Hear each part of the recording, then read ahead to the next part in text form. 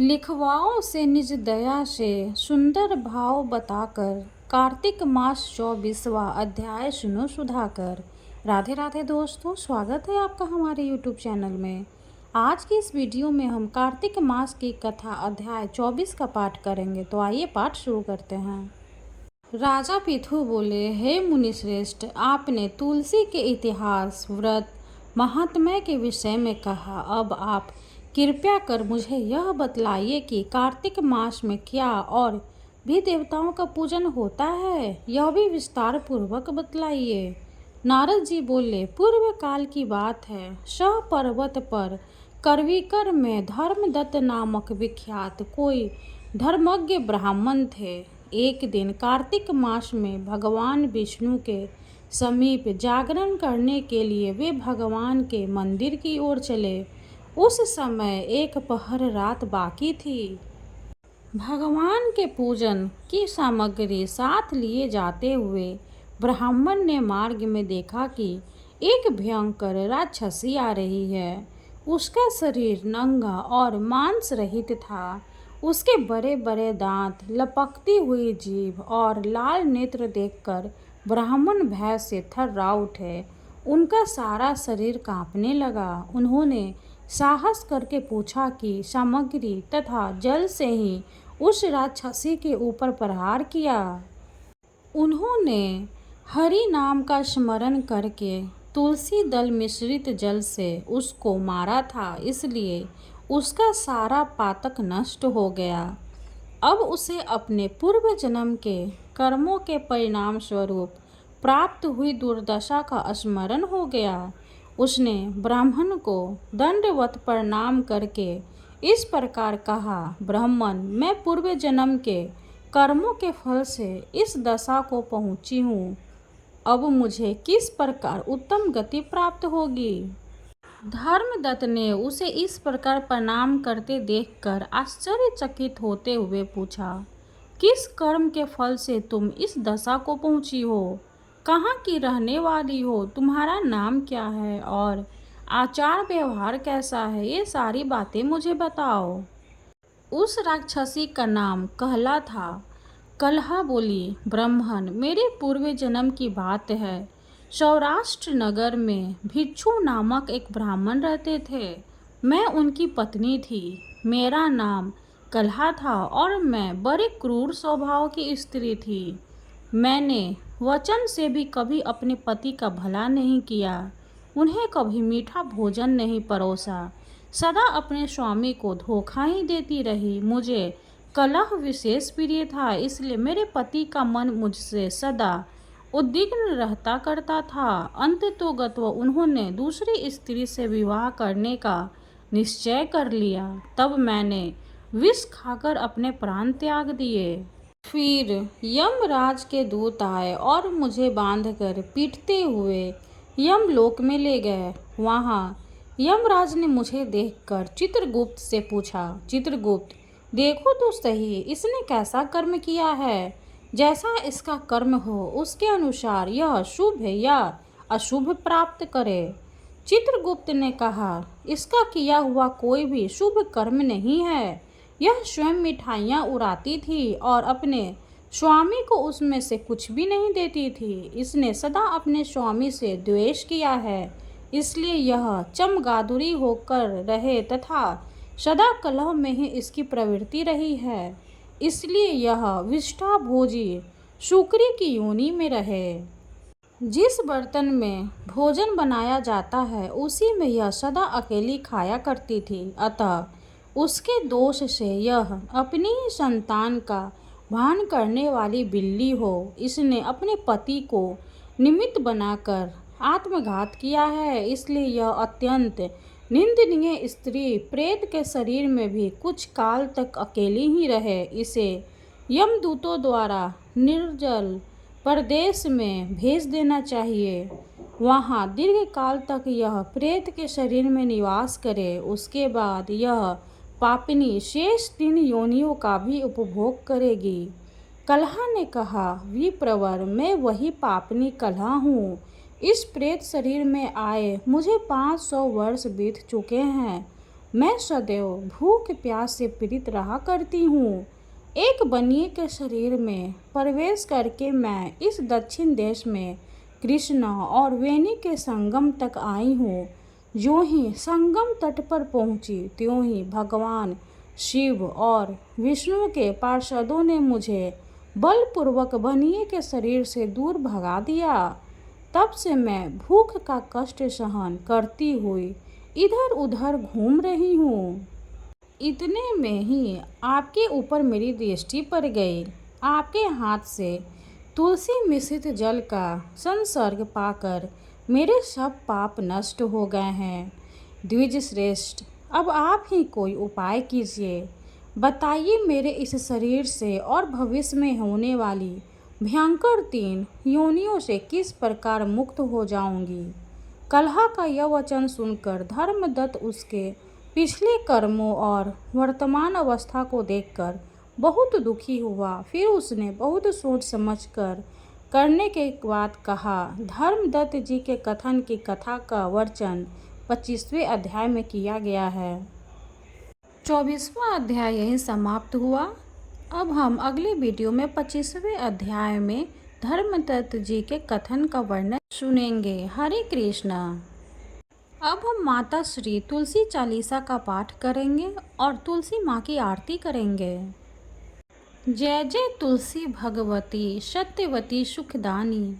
नमो नमो हरि प्रेयसी श्री वृंदा गुणखानी। श्री हरि शीर्ष बिरजिनी देहु अमरवर जनहित है वृंदावनी अब न करहु विलंब। धन्य धन्य श्री तुलसी माता महिमा अगम्य सदा श्रुति गाता। हरि के प्राण हूँ से तुम प्यारी हरि ही हितु किन्हु तपे भारी। जब प्रसन्न है दर्शन दीन हो तब कर जोरी विनय हुसकीन हो। है भगवंत कंत मम हो दिन जानी जन ही छाडहु छोहु। सुन लक्ष्मी तुलसी की वाणी दीन हो शाप कधे पर आनी। उस आयोग वर मांगन हारी हो विटप तुम जर तनुधारी। सुनी तुलसी ही शप्यो ते ही ठामा करहु वास तुहु निचन धामा।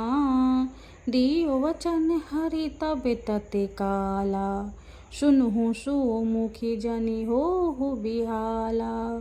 समय पाई रौपति तोरा पूजी हो वास वचन सत्य मोरा।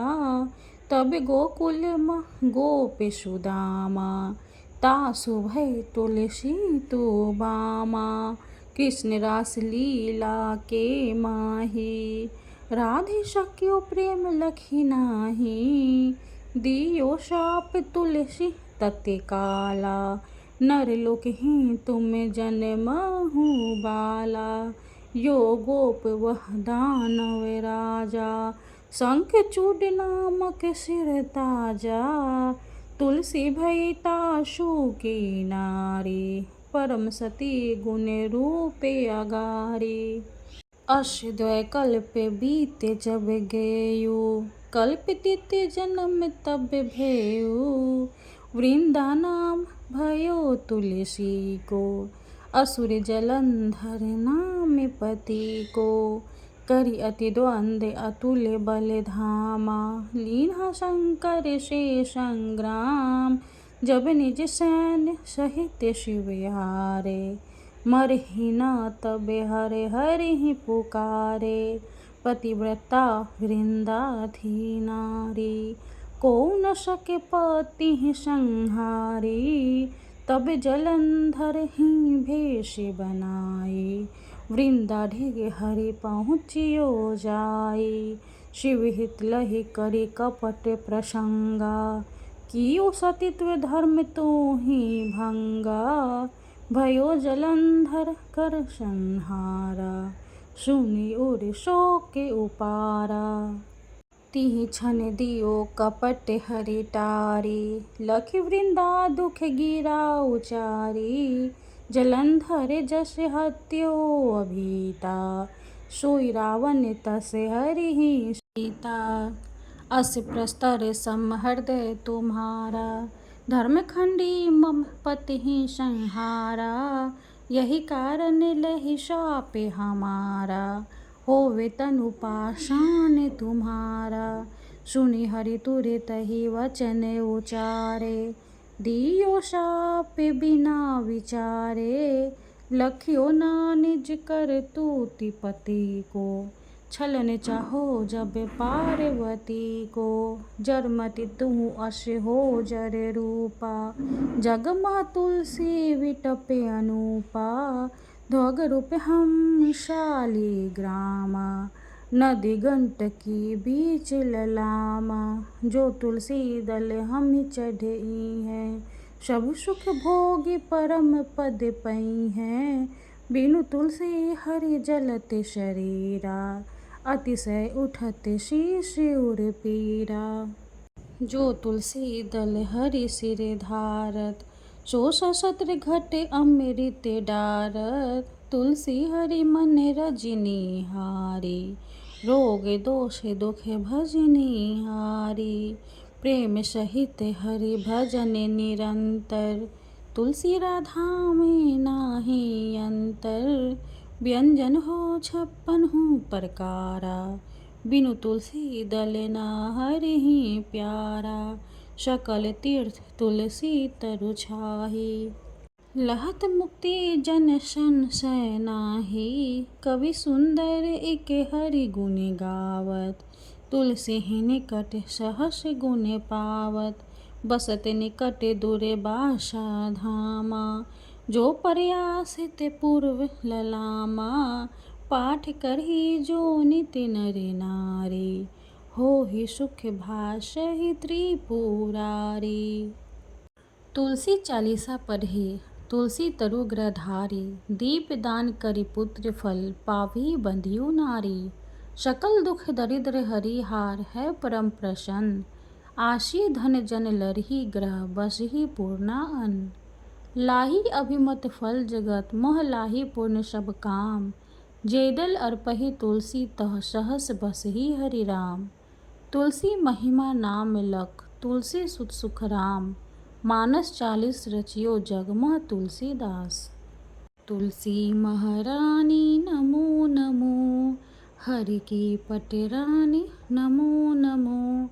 धन तुलसी पूरन तप कीनो, शालिग्राम बनि पटरानी। जाके पद मंजरी कोमल, श्रीपति कमल चरण लपेटानी। तुलसी महारानी नमो नमो, हरि की पटरानी नमो नमो।